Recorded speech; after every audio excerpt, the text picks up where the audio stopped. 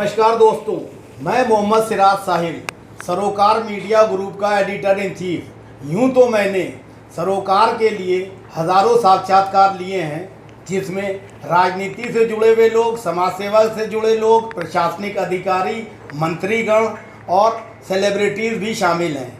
आज हम आपकी मुलाकात एक ऐसी शख्सियत से कराने जा रहे हैं जो किसी परिचय की मोहताज नहीं है। उनका नाम है डीपी यादव। ये एमएलए भी रहे, एमपी भी रहे और राज्यसभा सांसद भी रहे। और ये सबसे ज़्यादा खासियत ये है कि डीपी यादव साहब किसी भी राजनीतिक दल में हों और चाहे अपनी पार्टी के मुखिया के तौर पे राजनीति कर रहे हों, सबसे ज़्यादा इनकी चर्चा इन बातों को लेकर होती है कि ये आम जनता से सीधे कनेक्ट करते हैं, सीधे जुड़े रहते हैं। जनता जहाँ भी परेशानी में घिरी होती है वो इनके पास आती है और हाथों हाथ उसका समाधान होता है। यही इनकी सबसे बड़ी यूएसपी है, लोकप्रियता का कारण भी यही है। लेकिन कई तरह के विवादों में भी इनका नाम आता रहा है।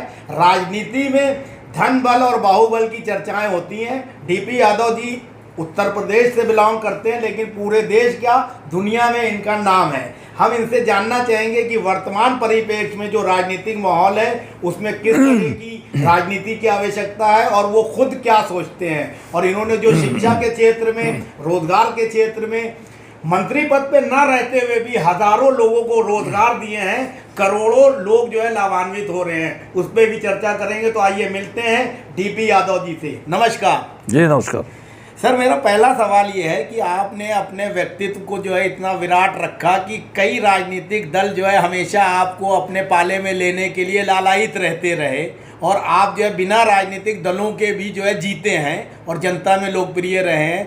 अब आप वर्तमान परिप्रेक्ष्य में राजनीति के स्वरूप को किस नज़र से देखते हैं? देखिए साहिल जी, व्यक्तित्व कोई बाहर से आई हुई चीज़ नहीं है, बल्कि अपने कर्मों द्वारा कर्म करने के बाद वो बनाई जाती है।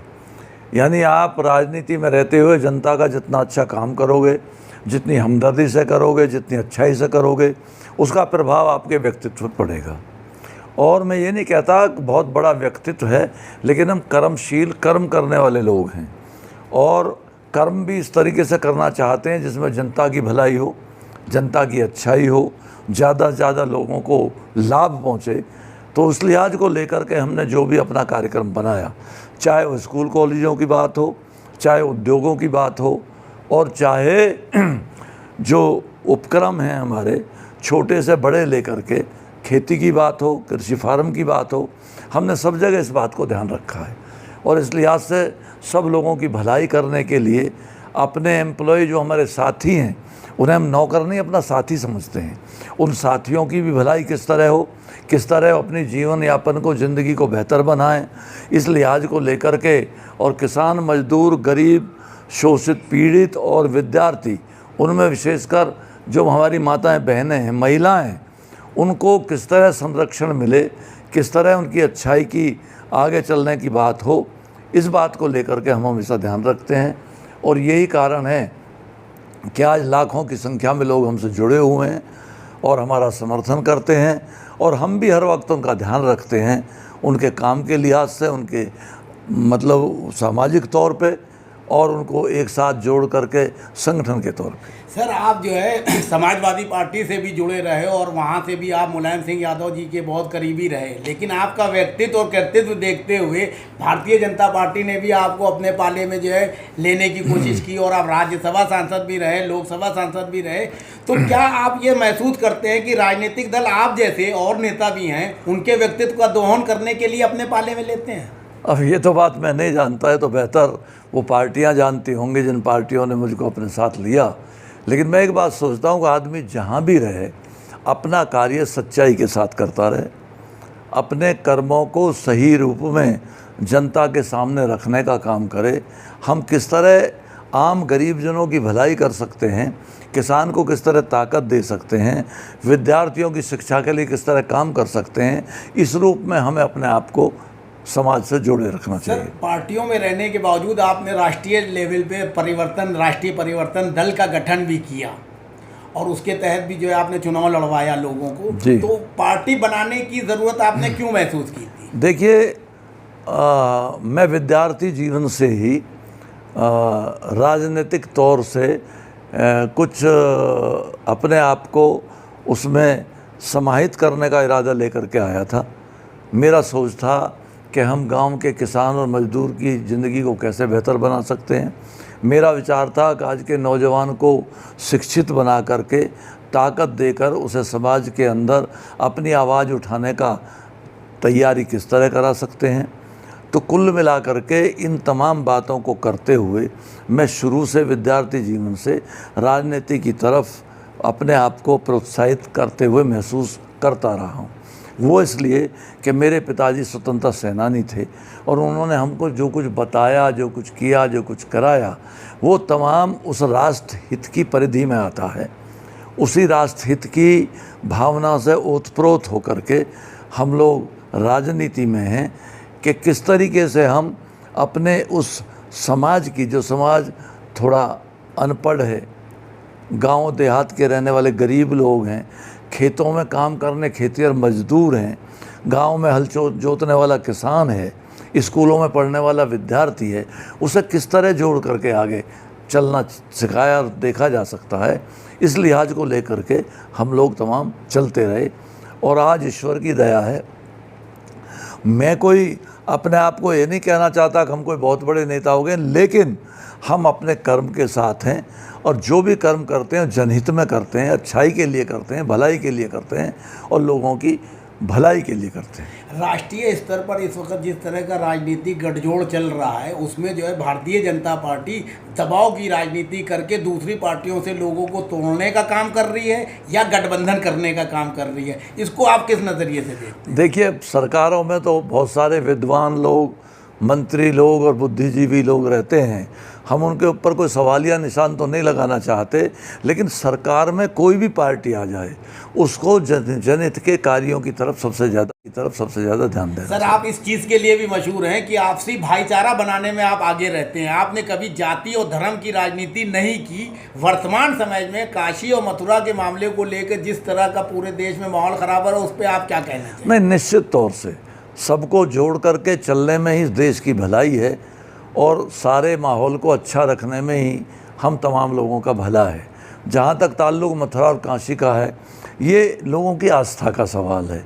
अब उसे वो आदमी किस रूप में मानता है, कैसे देखते हैं, लेकिन हाँ, धर्म की राजनीति से दूर हटके देश की कल्याणकारी नीतियों में विश्वास करके राजनीति करनी चाहिए। सर, एक सवाल और कि आप जो है क्या सोचते हैं कि युवाओं को जो है कैसे जो है स्वावलंबी बनाया जाए और सरकार उनके लिए क्या ऐसा करे जात पात धर्म की राजनीति से ऊपर उठ के विकास की तरफ देश आगे जाए? इसमें विपक्षी दल क्या भूमिका निभाएं और वर्तमान सरकार क्या? आज रोजगार परख राजनीति की ज़रूरत है। आज हमें बाकी प्रपंचों को छोड़ करके हमें सिर्फ़ और सिर्फ नौजवान को रोज़गार देने की बात करनी चाहिए। हमें खेती को उन्नत बनाने की बात करनी चाहिए। हमें अपने कल कारखानों को तेज़ी से चलाने की बात करनी चाहिए। तभी ये देश जुड़ेगा। इतनी बड़ी जनसंख्या वाला है देश, जिसमें करोड़ों लोग, करोड़ों नौजवान आज भी बेरोज़गार है। उसके हाथों को अगर रोज़गार नहीं दे पाए तो ये उसके साथ न्याय नहीं होगा। इसलिए हमारी तमाम नीतियाँ इस बात पर आधारित होनी चाहिए कि हम किस तरीके से आज के नौजवान को काम दें।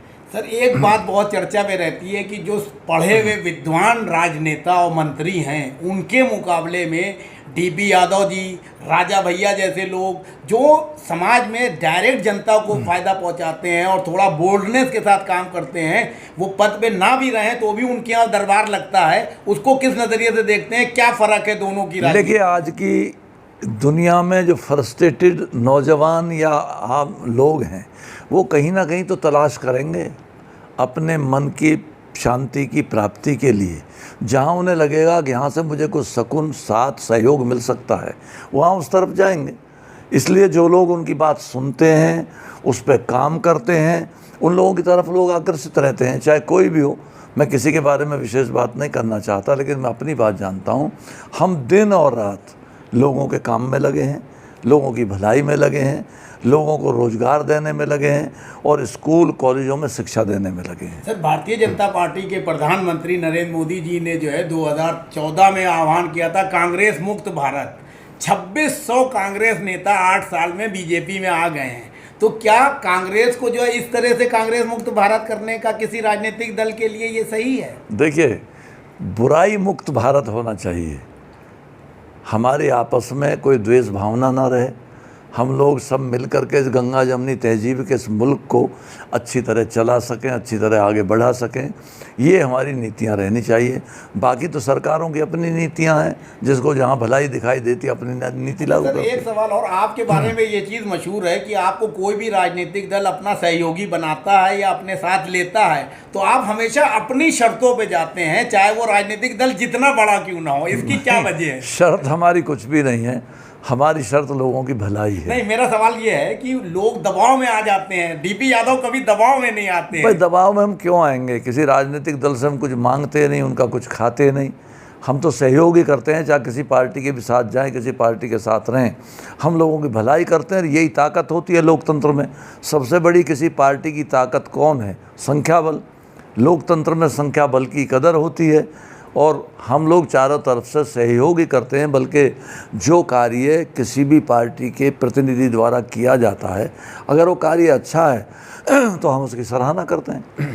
सर, आप जो है कम्युनिटी वाइज जो है यादव जाति से जो है बिलोंग करते हैं, लेकिन आपने कभी इस चीज़ पे ध्यान नहीं दिया। लोग जो है कहते हैं कि हम जाटों के नेता हैं, हम दलितों के नेता हैं, हम यादव के नेता हैं, या हम ब्राह्मण हैं, या हम ठाकुर हैं।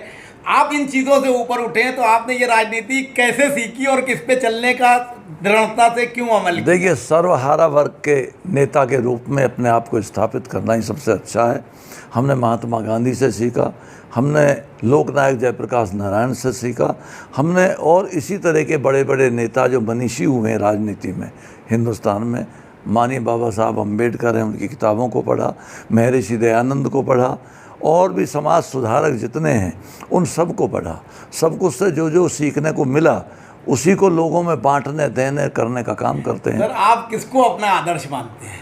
आदर्श तो राजनीति, देश और समाज में वही लोग हैं जिन्होंने लीड किया, देश को कुछ दिया है, अच्छाई दी है, समाज को अच्छा बनाया। वो तमाम आदर्श के रूप में हमारे सामने मौजूद। आइकॉनिक तौर पे जैसे सुभाष चंद्र बोस हो गए, शास्त्री जी हो गए, गांधी जी हो गए, पटेल साहब हो गए, नेहरू जी हो गए, इनमें से किसी? निश्चित तौर से गांधी जी से लेकर के सरदार पटेल, चंद्रशेखर आज़ाद, शहीद भगत सिंह, और उसके बाद में जो भी नेता अच्छे अच्छे रहे हैं, माननीय अटल बिहारी वाजपेयी, उन तमाम लोगों से बहुत कुछ सीखा जा सकता है। उन्होंने जो कार्य किए हैं उसको सराहा जा सकता है। इन्हीं तमाम लोगों की सीख लेकर के हम लोग मैदान में हैं। सर, ये सोशल मीडिया के दौर में जो है बहुत ज़्यादा जो है हमारी जो संस्कृति है, बड़ों की इज्जत करना, भाई के साथ प्यार से रहना, इसको बहुत ज़्यादा दुराव पैदा हो रहा है। तो इसको रोकने का काम क्या सूचना प्रसारण मंत्रालय को करना? देखिए साहिल जी, सोशल मीडिया में भी बहुत कुछ अच्छे लोग हैं, लेकिन सोशल मीडिया जिस कदर से एक बाढ़ की तरह पूरे देश में, दुनिया में आ गया, छा गया है, उसमें बहुत सारी बुराइयां भी पैदा हो गई हैं। कोई किसी भी न्यूज़ को लेकर किसी भी रूप में प्रसारित करने पर आमादा है। इसलिए सोशल मीडिया के भी तमाम भाइयों को ये चाहिए कि समाज को बनाने के लिए, अच्छाई के लिए काम करें, अच्छा संदेश देने के लिए काम करें, उसे ताकतवर बनाने के लिए काम करें। इसी रूप में काम होना चाहिए। बाकी तो मीडिया तो स्वतंत्र है, मीडिया अपनी बात कहता है, कहलवाता है, तो ये भी ज़रूरी है समाज के लिए। लेकिन ये भी ज़रूरी है कि हम अपनी जो भी बात रखें वो समाज को स्वस्थ करने वाली हो, अच्छाई करने वाली हो। अब आप एक राजनीतिक के तौर पे देश के युवाओं को कोई मैसेज देना चाहें कि इस तरह के वातावरण में वो कैसा बिहेव करें और राजनीति में सक्रिय भूमिका? देखिए, आज के वातावरण में धैर्य खोने की ज़रूरत नहीं है। कुछ राजनीति में उलट पुलट और उधेड़बुन हो रही है, इसको सब देख रहे हैं, तो भी हमको धैर्य के साथ अपने देश को बनाने का काम करना चाहिए, उसे ताकत देने का काम के लिए उस पर कदम उठाने चाहिए। मैं लगातार 1-2 नहीं, करीबन 14,000 बच्चों को शिक्षा देता हूँ। उन तमाम बच्चों को हम यही सिखाने की कोशिश करते हैं कि बच्चों धैर्य रख करके अपने देश के प्रति अपने दिल और दिमाग में जगह रख करके उसे ताकत देने का काम करो, उसे आगे बढ़ाने का काम करो। धन्यवाद। Thank you.